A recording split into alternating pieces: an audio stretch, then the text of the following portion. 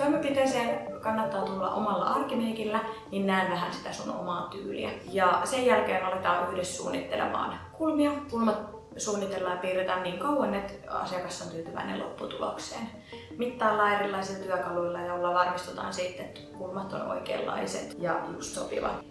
Kun malli ollaan tyytyväinen, voidaan yhdessä valita sitten sopiva sävy, millä aletaan pigmentointia suorittamaan. Pigmentoinnissa käytetään kertakäyttöisiä neuloja, jotka on yksittäispakattu sterileihin paketteihin. Pigmentoinnissa väri neulataan ihoon pienin pistoksin. Pigmentoinnin ensimmäinen kierros tehdään ilman puudutetta, jonka jälkeen puudutetaan ja levitetään vaikuttamaan muutamaksi minuutiksi. Ja tämän jälkeen seuraava kierros tuntuu jo paljon helpommalta.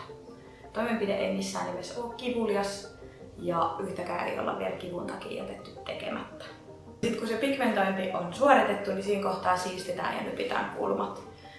Ja sen jälkeen otetaan kuvat ja annetaan kotihoito-ohjeet, että miten kotona sitten kulmien kanssa toimii.